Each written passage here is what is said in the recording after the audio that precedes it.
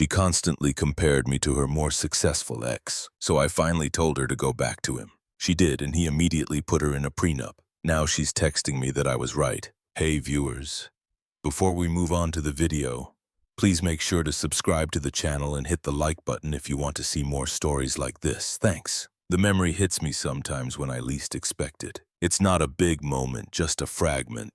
Me trying to cook pancakes on a Sunday morning and burning the first one. Sarah leaning against the counter, not with annoyance, but with a laugh that felt like sunshine. She'd stolen a piece of bacon and popped it in her mouth, her eyes crinkling. My little chef, she'd teased, and I'd felt like I'd conquered the world. That was 3 years ago. It's funny how the memory of a feeling can become a weapon. Now the weapons are her words. It was a Tuesday. I'd gotten home early, wanting to surprise her by making her favorite pasta carbonara. The apartment was filled with the smell of garlic and pancetta. Sarah was on the couch, scrolling through her phone, her brow furrowed in that way it always was when she was deep in the digital world. Mark just booked a 2 vacation to Bali for his new girlfriend, she said, not looking up. Her voice was flat, a statement of fact that carried a heavy, unspoken judgment. I kept stirring the egg and cheese mixture, trying to keep my voice light. Must be nice. Sounds crowded, though. He always knew how to treat a woman, she continued as if I hadn't spoken. Experiences. He was all about creating memorable experiences. I took a slow breath. Don't take the bait. It's just her scrolling. It doesn't mean anything. Well, this pasta carbonara is pretty memorable, if I do say so myself. Your Nana's recipe. She finally looked up from her phone, but her eyes weren't on me. They were somewhere else, somewhere better. Did you see his LinkedIn update? Made VP at 35. Alex. She shook her head, a sad, almost pitying look on her face. I just wonder sometimes if you have that same drive, that killer instinct. The words killer instinct landed like a physical blow. I was a senior project manager at a solid tech firm. I made good money, had great job security, but I wasn't a VP. I wasn't Mark. It was never a direct attack, I thought, turning back to the stove so she wouldn't see the hurt on my face. It was 1,000 paper cuts and I was bleeding out slowly. Mark did this.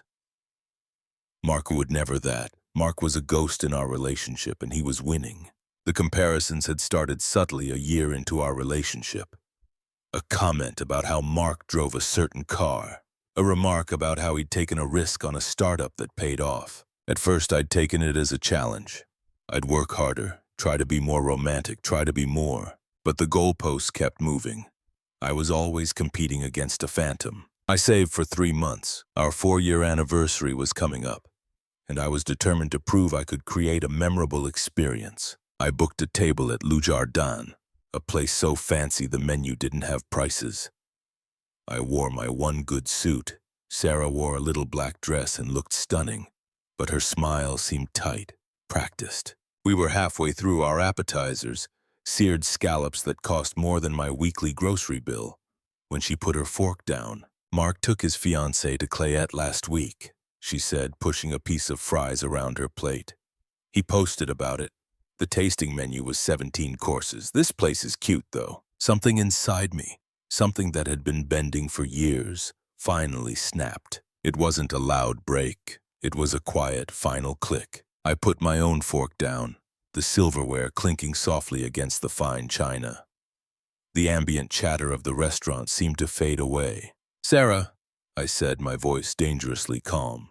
Are you here with me, or are you here with the ghost of Mark? Her eyes flickered up to mine, surprised, then hardened. Don't be dramatic, Alex. I'm just being realistic. I'm looking at my life, at our life. She gestured around, not at the nice restaurant, but at the invisible confines of our shared existence.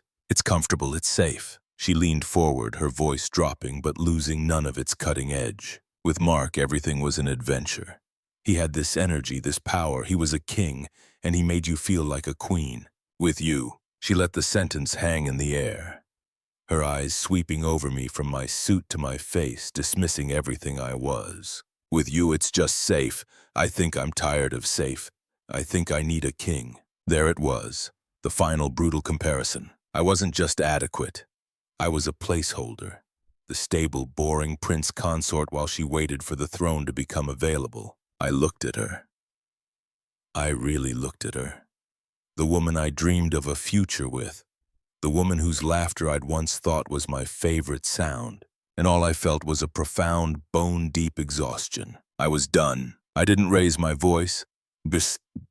I didn't argue. I simply placed my napkin on the table, the white linen a flag of surrender. "Then you should go find him," I said, my voice even and clear. "Honestly, you should. I'm not going to be someone's consolation prize anymore." I caught the waiter's eye, signaled for the check, and paid it in cash, the money I'd so carefully saved. I stood up, my chair scraping softly against the floor. "Alex," she started, her voice a mix of shock and indignation. I didn't respond. I turned and walked out of the restaurant, leaving her sitting there at the table for two. I didn't look back. The cool night air hit my face, and for the first time in a long time, it didn't feel like a reprieve. It felt like a beginning. The love didn't vanish. It was just immediately replaced by a clarity so sharp it was almost painful. I was done. The first week was a blur of silence and strange hollow spaces. I didn't cry. I didn't rage. I moved through my apartment like a ghost, the absence of her perfume and the constant low-grade criticism feeling louder than any argument. The quiet wasn't empty. It was full of everything I'd been ignoring. It was deafening at first, I thought, standing in the middle of the living room on Saturday morning, listening to nothing. Then slowly it became peaceful. My first act was surgical. I opened my phone and blocked her number.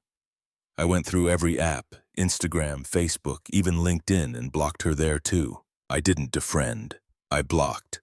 I needed to build a wall, not just close a gate. I deleted the photos from my camera roll, not in a furious purge, but with a methodical, quiet finality. Each swipe was a brick laid in my new foundation. I called my buddy Mike, a guy I'd been neglecting because Sarah found his love for bad action movies unrefined. "Hey man," I said when he picked up. "You free tonight, Alex?"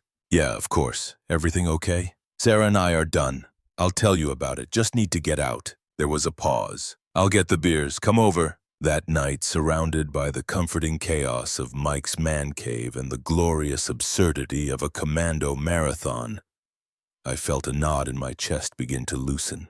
I was rebuilding a house she had never been allowed to visit. My own sense of self-worth.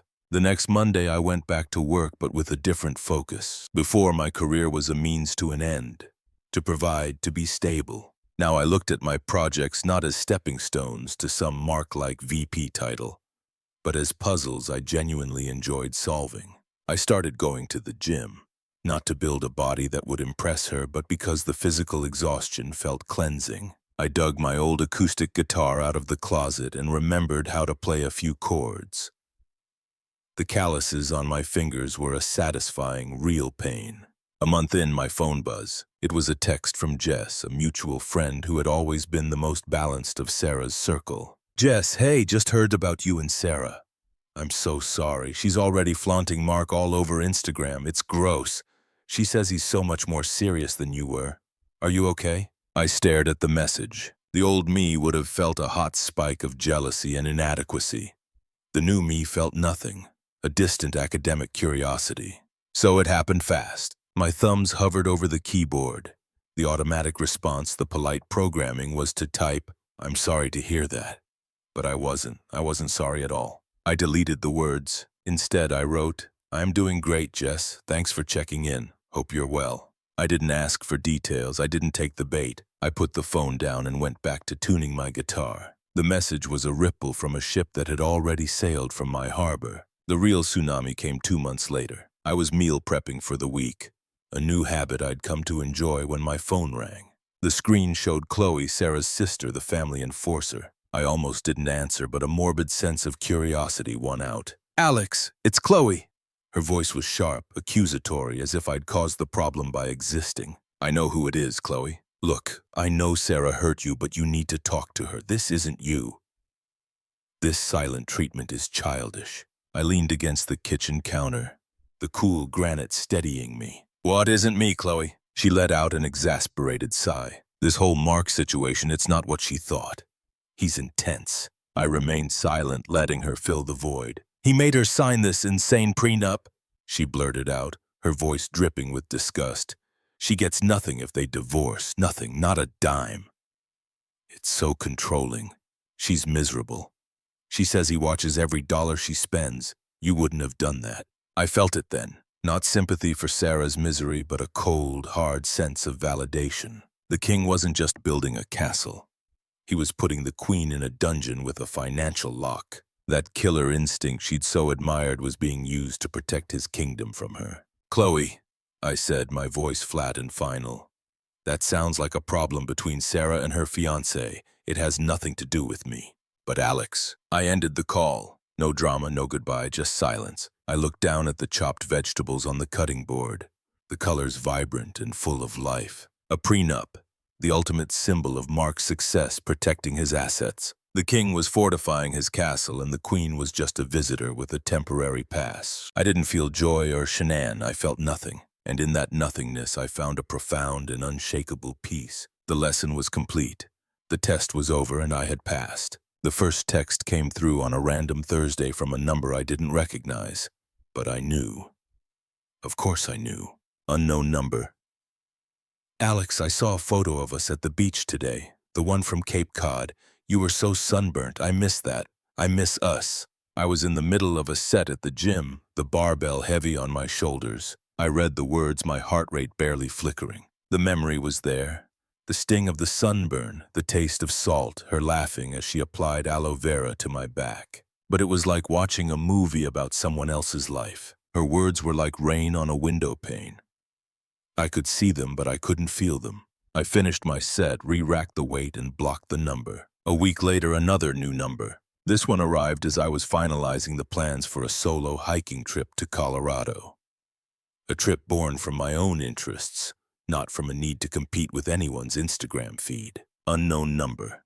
"You were right about everything. This prenup is humiliating. He's not who I thought he was. He's cold, Alex. He doesn't listen. He just manages me." I felt a twinge, but it wasn't sympathy.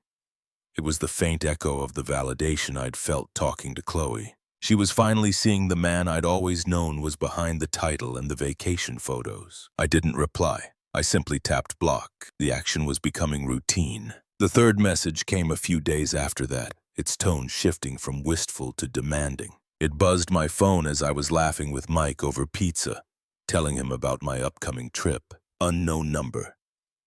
"Are you seriously just ignoring me? After everything we had, I'm suffering here. The least you could do is answer. Be a man and talk to me." There it was. The true colors bleeding through the self-pity. The anger of someone who could no longer control the narrative or me. I showed the screen to Mike. He whistled low. "Damn, dude. The audacity." I nodded, a small wry smile on my face. "Yeah, I blocked that number too. It was the last one she tried. A year. It felt like a lifetime.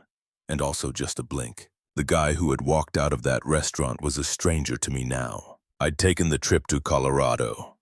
I'd gotten a promotion not because I was driven by a killer instinct, but because I was genuinely good at my job and finally found joy in it. My life was full of my friends, my hobbies, my peace. I was in a coffee shop downtown, a place with great light and fast Wi-Fi that had become my unofficial Saturday office. I was finalizing the details for a photography workshop I was taking, another new interest, when I felt a presence hovering at my table. I looked up. It was Sarah. She looked thin, not in a healthy way, but in a worn-down, stretched too tight way. Her hair was the same.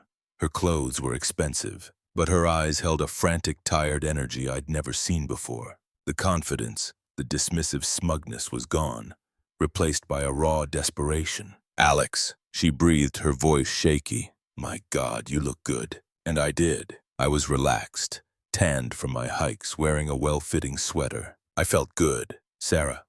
"Hi," I said. My voice was polite, neutral, the way you'd address a cashier you'd never see again. She shifted her weight, her hands fluttering nervously. "I've been trying to reach you. I left Mark. It was all a huge mistake." Her words came out in a rushed torrent. "You were right. You were always right." I said nothing. I just waited, my hands resting on the closed lid of my laptop. I offered no comfort, no invitation to continue. Her eyes searched my face, desperate for a crack in my calm. "Say something, please. We had something real, didn't we? Before I messed it all up. We can get that back." I took a slow, measured breath. This was it. The final door that needed to be closed firmly and forever. "Sarah," I began, my tone firm but devoid of malice. It was the tone of a philosopher stating a simple, irrefutable truth. "I'm not going to say I told you so. That would imply I've been thinking about it. Or about you." I let the words hang in the air, watching them land. "I haven't." She flinched as if I had slapped her. "Don't say that. You don't mean that." "I do." I leaned back in my chair, the picture of calm. "You taught me the most valuable lesson of my life, that I should never settle for being someone's second choice.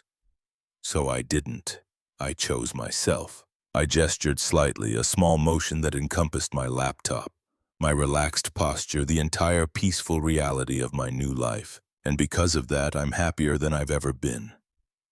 For that, I suppose I should thank you. At that exact moment, a woman named Clara walked in. We'd met in a rock climbing gym a few months back. It was easy, uncomplicated. She was a graphic designer with a wicked sense of humor and zero tolerance for drama. She saw me, smiled a bright, genuine smile, and came over. "Hey, you," she said, giving my shoulder a friendly squeeze. "Ready to go check out that gallery?" I smiled back, a real, easy smile I didn't have to force. "Yeah, just about." Clara's eyes flickered to Sarah, then back to me, a question in them. I gave a slight, almost imperceptible shake of my head. "It's nothing." She understood immediately. Sarah was watching, her face a mask of shattered understanding. She saw Clara's easy touch, my unforced smile, the entire unassailable fortress of a life that had moved on without her. I stood up, sliding my laptop into my bag. I turned back to Sarah one last time. She was just a person standing in a coffee shop now. A lesson I had already learned. "I hope you find what you're looking for, Sarah," I said, my voice calm and definitive. "But my part in your story is over." I didn't look back. I walked out with Clara, the bell on the coffee shop door jingling behind us. The sun was warm on my face. I didn't feel the ghost of her, or the ghost of Mark, or the ghost of my own insecurity. They had all vanished, leaving nothing but light and space. She wasn't a villain. She was a lesson, and I had passed with flying colors. Thanks for watching. Make sure to subscribe to the channel and hit the like button. What do you think about this story? Share it in the comments.